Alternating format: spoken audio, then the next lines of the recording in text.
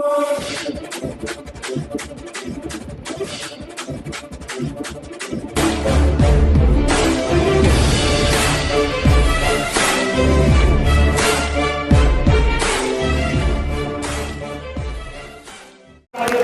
प्यारा हिंदुस्तान न्यूज 24/7 में आपका हार्दिक स्वागत है। खबर झज्जर से। पूर्व मुख्यमंत्री प्रकाश चौटाला ने किया दावा, ऐलनाबाद उपचुनाव में इनेलो प्रत्याशी के मुकाबले विपक्षी पार्टियों के सभी प्रत्याशियों की जमानतें हो जाएंगी जब विपक्ष में मचेगी भगदड़। इनेलो सुप्रीमो प्रकाश चौटाला शुक्रवार को पहुंचे थे झज्जर। पार्टी कार्यकर्ताओं को किया संबोधित। चौटाला ने भाजपा और कांग्रेस पर साधा निशाना, कहा कांग्रेस ने साजिश उन्हें भिजवाया था जेल, लोगों में फैलाया था भ्रम कि अब तो जेल में मरकर ही बाहर निकलेगा चौटाला, लेकिन वो पहले से भी ज्यादा मजबूत होकर निकले हैं जेल से बाहर। इनेलो सुप्रीमो चौटाला ने कहा कि देश की अर्थव्यवस्था टिकी है खेती पर। पिछले 9 माह से अपने मांगों को लेकर सड़कों पर बैठा है अन्नदाता, तो ऐसे में देश कहाँ से होगा खुशहाल। इनेलो सुप्रीमो प्रकाश चौटाला शुक्रवार को झज्जर पहुंच पार्टी कार्यकर्ताओं को संबोधित कर उनमें जोश भरते हुए अगली सरकार इनेलो के बनने का दावा किया। पोते कंठ चौटाला और पार्टी के प्रदेशाध्यक्ष नफे सिंह राठी के साथ यहाँ पार्टी कार्यालय पहुंचे थे। पूर्व मुख्यमंत्री प्रकाश चौटाला ने भाजपा और कांग्रेस दोनों पर निशाना साधते हुए कहा कि कांग्रेस ने साजिश रचकर षड्यंत्र के तहत उन्हें जेल भिजवाने का काम किया। वह जेल चले गए तो उस समय यह भी प्रचार किया जाने लगा कि अब तो चौटाला जेल में ही मरकर बाहर निकलेगा, लेकिन कांग्रेस व उसके नेताओं को अब पता चल जाना चाहिए कि पहले से भी ज्यादा मजबूत होकर जेल से बाहर निकले हैं। उनका कहना था कि हमारे देश की पहचान कृषि प्रधान देश के रूप में है, लेकिन यह हमारी बदकिस्मती है कि हमारे देश का अन्नदाता पिछले 9 माह से अपने विभिन्न मांगों को लेकर सड़कों पर बैठा है। गर्मी, सर्दी या बरसात सहित सभी परेशानियों को झेल रहा है। चौटाला का सभी को पता है कि देश की अर्थव्यवस्था खेती पर टिकी है।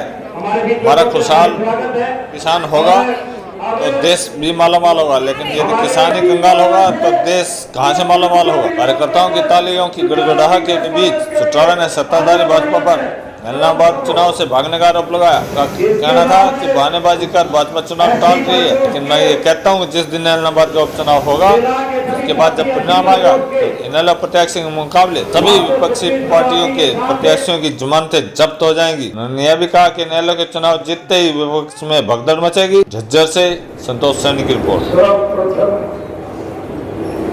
उन साथियों को बधाई दे गया जो पिछले 2 महीने से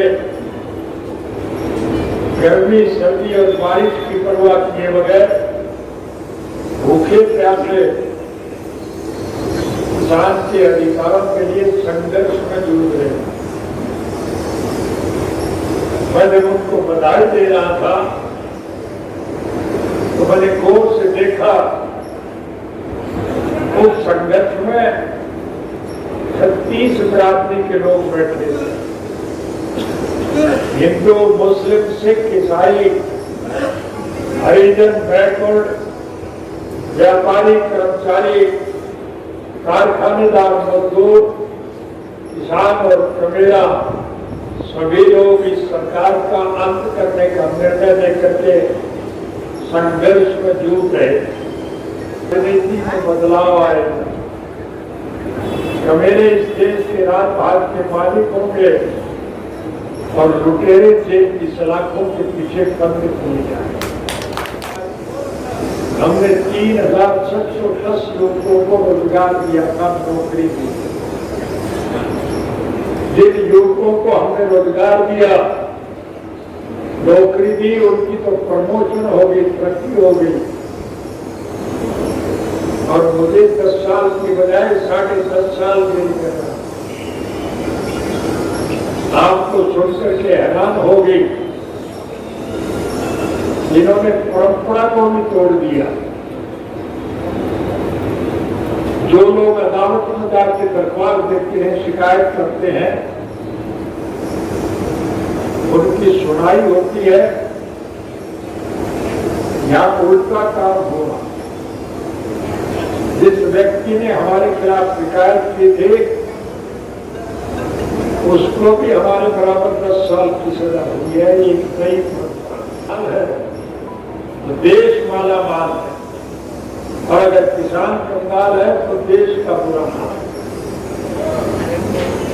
हमारी सरकार जब गई जेल तो हमने सरकार के खजाने में 2000 करोड़ रुपया नकद छोड़ा,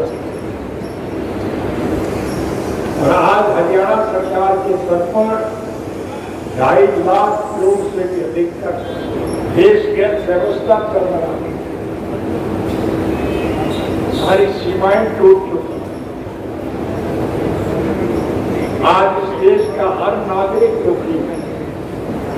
जैसा मैंने अभी बताया, 36 राज्य के लोग दुखी, और वो दुखी लोग एक मन बनाए बैठे हैं कि जब भी अवसर मिले हम इस सरकार का पतन करेंगे और इंडियन नेशनल लोकल पार्टी की सरकार का लगाया हुआ एक पौधा अपने और आप सब लोगों ने मिलकर के इस पौधे को अपने खून से सींचने का काम किया। जब वो पौधा फल देने लगा, लुटेरे वर्ग के लोग उसका फल तोड़ करके लूट करके ले गए।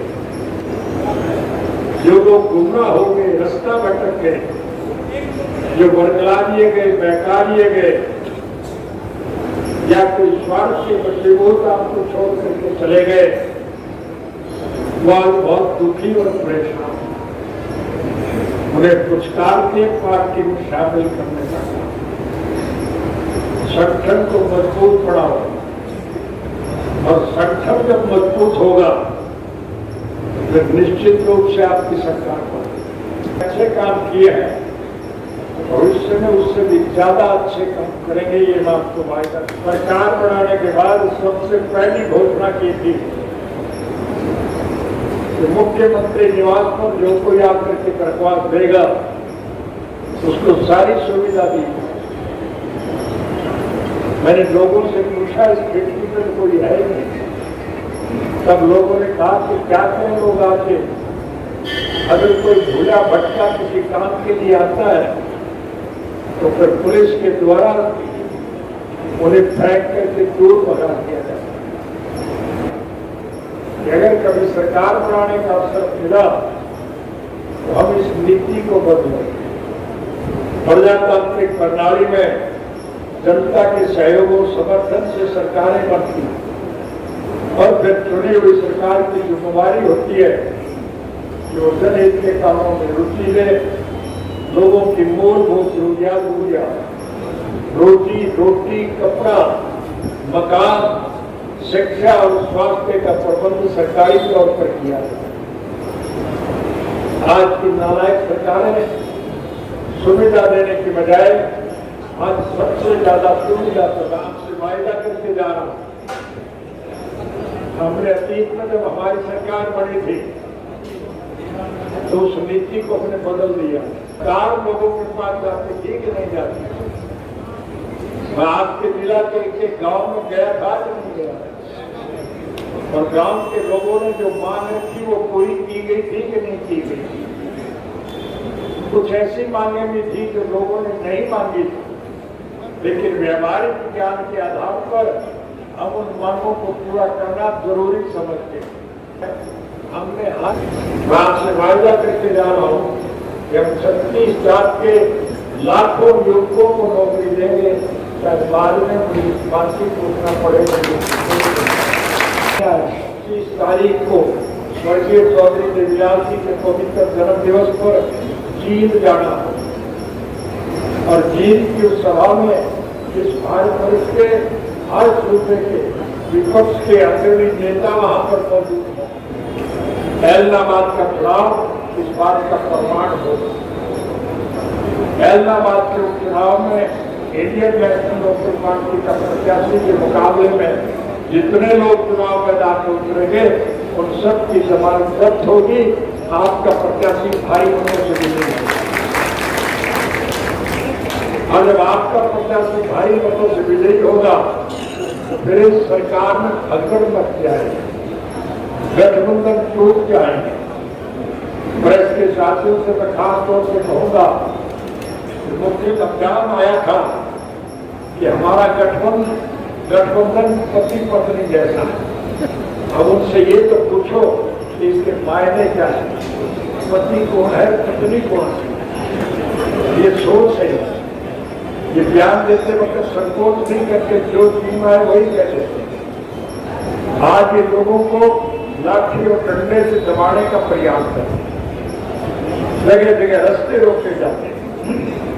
करनाल की घटना आपके सामने, का मुख्यमंत्री करनाल में अपने विधानसभा क्षेत्र में जा नहीं सकता। 3 दफा उसके हेलीकॉप्टर को लोगों ने वापस करने किया, रोकने का काम। आज कोई भी वजीर अपने हल्के में नहीं जा सकता, कोई रूलिंग पार्टी का मेंबर अपने क्षेत्र में नहीं जा सकता। गांव गांव में लोगों ने बोर्ड चला रखे हैं कि आप हमारे गांव में नहीं आ सकते। ये हालत आ गई। इसलिए इन परिस्थितियों से देश को बचाने का अब आपके पास समय आ गया। 36 जात के लोग आज इकट्ठे हैं और निश्चित रूप से इलाहाबाद के चुनाव के बाद मध्यावधि चुनाव होंगे। आपको 4 साल इंतजार नहीं करना पड़ेगा और जब चुनाव आपका होगा तो फिर मेरे कहने की आवश्यकता नहीं, रास्ता हमवार है। लोग आपकी सरकार बनाएंगे और जब आपकी सरकार बनेगी तो अगर अतीत में हमने अच्छे काम किए हैं तो भविष्य में और ज्यादा अच्छे काम संपन्न समृद्ध और खुशहाल होगा। बस यही कुछ बातें करने के लिए आज आपको